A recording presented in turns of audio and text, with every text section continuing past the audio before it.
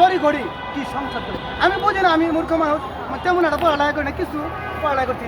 একটা সংসদ থাকতে তারা আবার আবার আরেকটা কি সংসদ কীভাবে ই করলো? তারাই আইন তৈরি করতে, তারা আইন বাদ দিতে। হয়তো দ্রব্যমূল্য যারা 15 বছরে নিয়ন্ত্রণে আনতে পারে নাই, আমার মনে হয় এই 5 বছরেও দ্রব্যমূল্য নিয়ন্ত্রণে আসতে হবে। কথা বলতে গেলে অনেক। আরেকটা কথা বলতে চাই, তারা কথাই কথাই বলে উন্নয়ন করেছে। এই যে যেটা মেট্রো রেল দেখতেছি, আজকে সাধারণ খেটে খাওয়া মানুষ, এই গরিব দুঃখী মানুষ, আজকে সাধারণ গরিব মানুষের জন্য কি করছেন আমি প্রশ্ন রাখতে চাই। গরিব মানুষের জন্য কি কলকারখানা করছেন, না সাধারণ গরিব মানুষ খেটে খাইয়া মনের ফুর্তিতে চলতেছে কি করেছেন আমি এটা প্রশ্ন করতে চাই। সাধারণ গরিব মানুষের জন্য কি কি উন্নয়ন? আজকে যদি তারা উন্নয়নই করতো, এত উন্নয়ন করছো, তাহলে জনগণের কাছে ইটা ছেড়ে দিত। আজকে কোনো উন্নয়ন না। যে উন্নয়নটা দেখতেছি এটা দুর্নীতির উন্নয়ন। এই এই এই যে দেখেন, আজকে সাধারণ মানুষ কোনো সুখে নাই।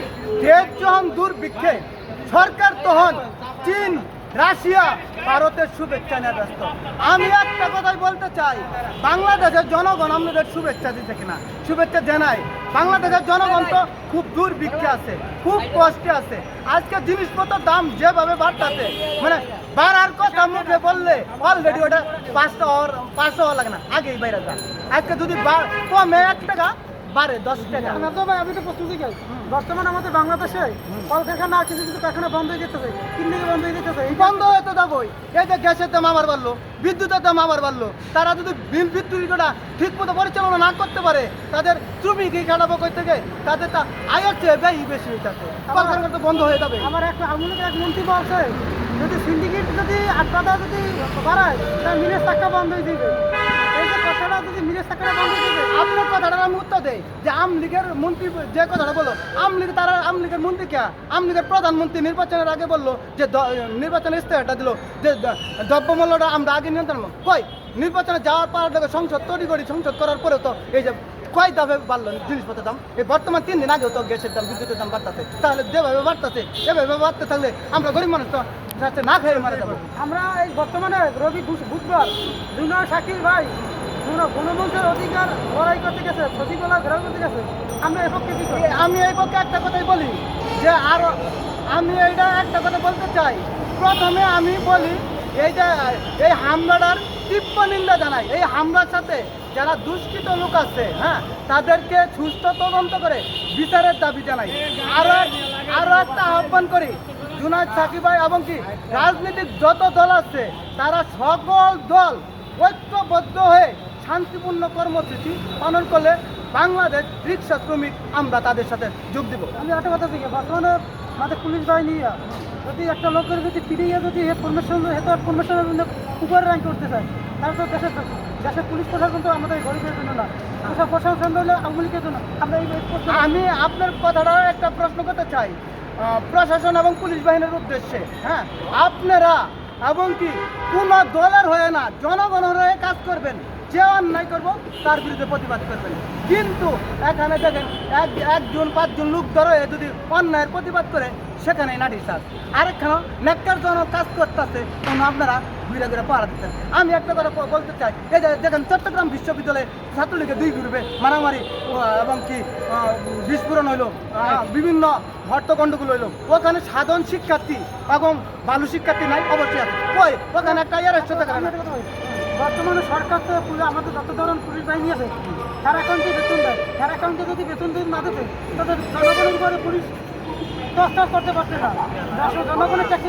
আমি আপনার একটা কথা বলি, বাংলাদেশের প্রশাসনের ভিতরে শুধু যে খারাপ তা না, ভালো আছে। কিন্তু ভালো মানুষগুলা খারাপ মানুষের জন্য কিছু বইলে পার পাইতেছে না। এই যে আমরা এই যে ফেস ক্লাব দাঁড়াইছি, এখানে অনেক পুলিশ কর্মকর্তা আছে, একসাথে আমরা চা খাইতেছি, একসামনে চলাফেরা করতেছি। কই সে পুলিশটা তো আমাদের এই যে বক্তব্য দিতেছি, কত কিছু করতেছি, কিছু তো আমাদের প্রতিবাদ করতেছে না। জানে যে গরিব মানুষের দুঃখের কথাটা বলতেছে, আরেক পুলিশ আয় করে কি মানে সত্যি কথাটা বলতে সরকারের কোনো লস হয়, এই জন্য আমাদের প্রতিবাদ করে। তাহলে আমরা কই ওই যে ভালো পুলিশটা 3টা খারাপ পুলিশের লাগিয়া ওই 3টা ওই জায়গায় সে পাত্তা পাইতেছে না, বুঝছেন? কিন্তু এখনো ভালো পুলিশ আছে। সব মহলেই কিছু ভালো লোক আছে, খারাপ লোকের লাগা ওই পাত্তা পাইতেছে না। খারাপ লোক যে আমি এই যে দেখেন আজকে অসংখ্য পুলিশ আছে অতি প্রতিবের মতো। আপনি এই যে পল্টন এলাকা কয়েকদিন আগে হোটেলের তারপরে এই যে বংশালে এক মহিলা টিভিতে দেখলাম যে তার স্বামীকে ধরে নেয় বা 1 লক্ষ টাকা দাবি করার জন্য লাস্টে ওই স্বামী মারাই গেল। এই বংশাল ভারী নাকি কোন জায়গায় ওই হেফাজতে মারাই গেল। 1 লক্ষ টাকা চাইল, টাকা দিতে পারলো না। ওই ভুক্তভোগী পরিবারকে এবং মহিলাকে বললো যে আমাদের খুশি করেন, আমাদের খুশি করেন। সরাসরি আমরা টিভিতে দেখলাম, মহিলারা বললো যে আমাদের খুশি করেন। আমি একটা জিনিস দেখছি, দেশ কি বর্তমানে এত গতিতে চলবে না দেশের জনগণের গতিতে চলবে? এখন দেশ যেভাবে চলতেছে একদিন এই দেশটা জনগণের কাছে ফিরে আসবে অবশ্যই। জনগণের পিঠে আনা দেওয়া হবে ঠেকে পড়ছে। আমি একটা কথা বলি, জনগণের পূর্বে কোনো শক্তি নাই, কিন্তু জনগণের প্রতিবাদ করতেছে। হঠাৎ করে দেখবেন একদিন পীরবার জাঙ্গালের মতো একদম প্রতিবাদ রাস্তায় নামে গেছে। বলছে 5 বছর বিএনপিকে বলছে 5 বছর বাঁচাতে বলছে। ইনশাল্লাহ উনি যে উবায়দুল কাদের শব্দ বলছে 5 বছর অপেক্ষা করতে, আমি ইনশাল্লাহ বলি, উনি তো ইনশাল্লাহ বলে না। 5 বছর মানুষের 5 সেকেন্ডের নাই ভরসা। আমি যে এখানে দাঁড়ায় কথা বলতে পারতাছি, আমি বাসায় যেতে এমন গ্যারেন্টি আছে বলেন?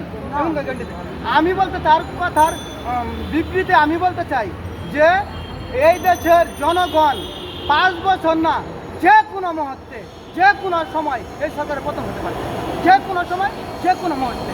আমি একটা কথা কই, আকাম করে আওয়ামী লীগেরা এই যে কেন বিএনপির উপরে চাপাই দেয়? বিএনপির বর্তমান তো ক্ষমতা নাই। আরে এটা আপনি তো আমার কথা বাড়াইতেন। আরেকটা কথা বলি, এই যে দ্রব্যমূল্য নিয়ে বলে যে বিএনপির না তারা দ্রব্যমূল্য সিন্ডিকেট করে বাড়াইছে। আমি এটা আনন্দের সাথে বলতে চাই, এই যে 2-1 জুন বিএনপির নেতাকর্মীকে বাজার নিয়ন্ত্রণ দ্রব্যমূল্য সিন্ডিকেটের একটা দেহা তাদের রাস্তায় মাঠে দৈরা দেখান যে বিএনপির এই নেতাকর্মীরা দ্রব্যমূল্য সিন্ডিকেট মজুত করে তারা দ্রব্যমূল্য বাড়াইতেছে। তা না বাংলাদেশ জনগণ দেখবে যে এটা দ্রব্যমূল্যটা বাড়াইতেছে। আমার তো কল্পনা মনে করে আওয়ামী লীগ ক্ষমতা যদি 50 বছর উঠায় সিন্ডিকেটের বাজার ঠিক হবে না। আরে আপনারা একটা কথা বলতে চাই, আমার কথা তো বাড়াইতেছে নি। এই সরকার মানে আজীবন বাড়া ক্ষমতা থাকতে চায়, আজীবন বাড়া। যেমন সৌদিতে আছে রাজতন্ত্র, এটাতে আমরা গণতন্ত্রের জন্য ফালাফালি করি। এখন আরো বেশি কথা বলতে হয়। এরা সকল রাজনীতি দলকে একটা কথা বলবো, একজন শুক্রবারে, একজন শনিবারে, একজন সোমবারে ওই রাজনীতি ছেড়ে দিয়ে সবাই ঐক্যবদ্ধ হয়ে আপনারা ঐক্যবদ্ধ হয়ে একসাথে আন্দোলন করেন। শুনেন, জুনায়েদ সাকির মতো এবং কি 28 অক্টোবরের আগের থেকে আমরা দেখতেছি মাহমুদুর রহমান মান্না ভাই এবং ডক্টর মুস্তাফিজুর রহমান ইরান ভাই এবং কি জুনায়েদ সাকি এবং বিপিনুর ভাই সহ রাজপথে তারা শান্তিপূর্ণ আন্দোলন করে আসতেছে। কই তাদের তো আমরা জ্বালাও পোড়াও করতে দেই নাই।